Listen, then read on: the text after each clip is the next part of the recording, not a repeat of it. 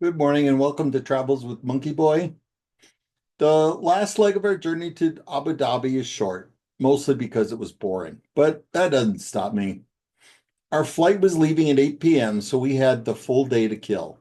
The hotel let us stay until 3 p.m., so we just did the entitled tourist thing of laying in the sun and taking hot baths overlooking the city. I also told you I offered our tour guide $100 to take us on a private car ride to try to find an Oryx. Danielle thought it was extravagant, but honestly, if you could spend money to see an extinct unicorn, wouldn't you? And I say extinct because in 1972, the Arabian oryx was classified as extinct in the wild. Fortunately, they had some in captivity, and even better, unlike Danielle, they didn't mind having sex in the zoo. And by 1982, there were so many of them that they were able to reintroduce them into the wild in Oman, whereupon they were nearly poached to extinction again. Is there any limit to the suckage of humans? Since then, they have put families of oryx throughout the Gulf states, and happily, there are supposedly 1,000 in the wild now. And unicorn? It's said that that is where the myth of the unicorn came from. Oryx have amazing long and completely symmetrical horns. So when viewed from the side, it looks like they have one horn. See picture I stole from the internet. I also know Oryx from John Irving's first novel, Setting Free the Bears. You may know John Irving from such movies as Cider House Rules and The World According to Garp. I read all of his books back when humans used to read. In Setting Free the Bears, the main character talked about the oryx's large, majestic testicles. At the end of the book, the main character went to the zoo and set all the animals free, and the bear kills the oryx. It's not been a good ride historically or fictionally for the oryxes.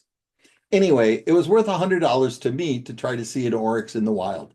Plus, the driver offered to drop us off at the airport afterwards.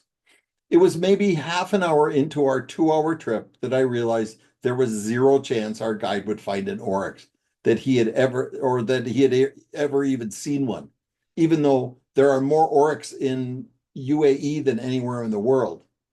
The highway system did not make the desert accessible, so we drove around distant sand dunes hidden by big fences. Eventually, we found a little farm and got some pictures of camel slavery and goat slavery. Farm. I'm trying to stay ahead of the woke crusades, and I think animal slavery is the next big thing. Goodbye pets, or as I call them, dog slaves and cat slaves, or as cats prefer to consider us, they're human slaves, or as dogs like to think of, bark. Then we found a sand dune to go climbing, what we wanted originally, until our guide told us to stop and then took some silly pictures because he insisted, stupid TikTok world. Then he brought us to the airport. The end.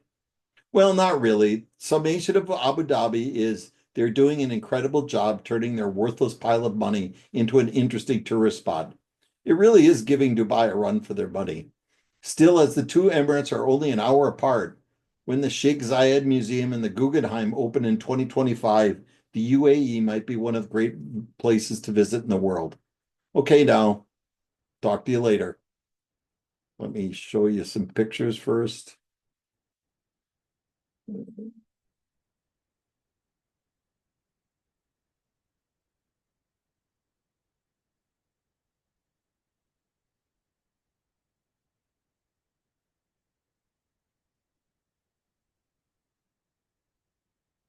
Unicorn, am I right? Don't take these pictures no matter how much your guide tells you to. Or this one. He was really dopey. He made us take these pictures. He insisted that that's what people wanted. This one, though, is fine. This is where we wanted to explore. We explored the highway instead.